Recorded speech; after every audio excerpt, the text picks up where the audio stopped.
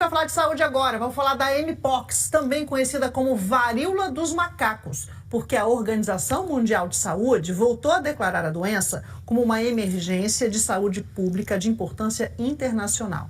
A notícia boa para a gente é que aqui no Brasil a situação está controlada, não tem motivo para pânico, mas a gente sempre tem que falar no assunto. Kézia Prado é quem tem essa missão hoje. Boa tarde para você, Kézia.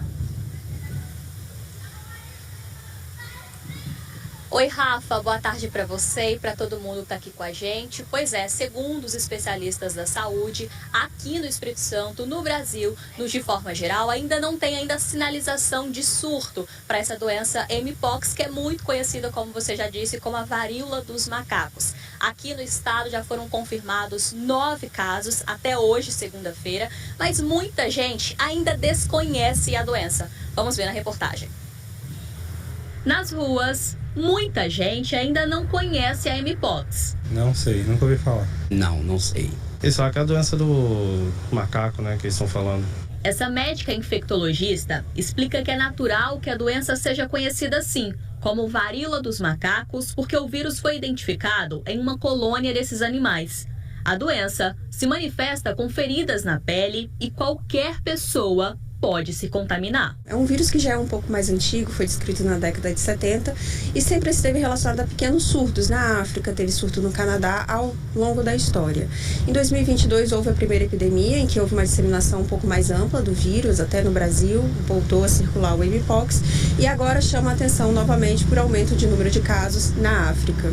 A médica alerta ainda sobre as maneiras como o vírus é transmitido. O contágio principal é por contato direto às secreções da pessoa infectada, então precisa a pessoa estar com lesões de pele e o contato direto com essas secreções é possível com o ambiente também, então, por exemplo, tecidos que passam por cima dessas lesões são capazes de transmitir e por gotículas, que são aquelas pequenas partículas de saliva que a gente emite ao falar, ao tossir e espirrar, também é possível a transmissão.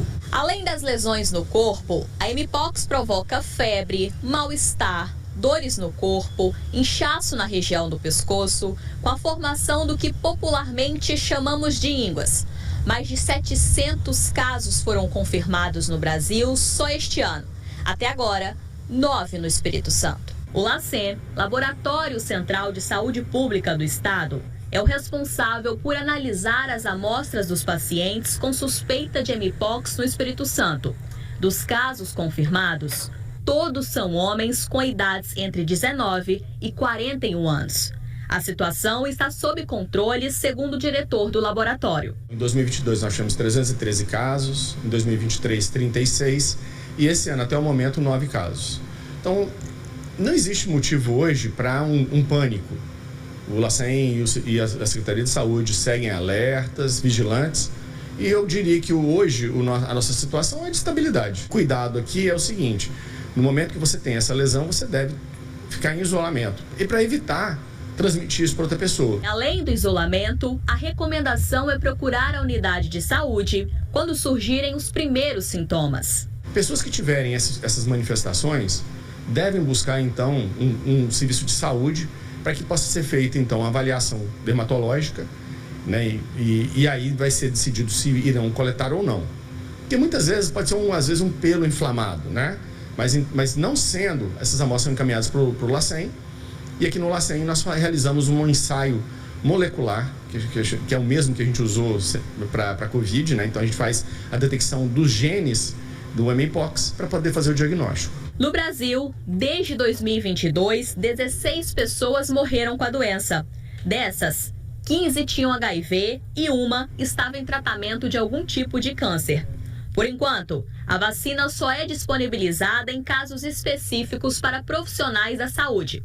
Mas alguns hábitos podem prevenir o contágio, principalmente para quem vai viajar para os países que estão em surto. A recomendação é o uso de máscara para evitar o contato respiratório, o distanciamento social, principalmente com pessoas que têm lesões cutâneas evidentes, evitar casos confirmados com pessoas positivas, uso de preservativos em relações sexuais e também evitar entrar em contato com animais silvestres dessa região que há a transmissão.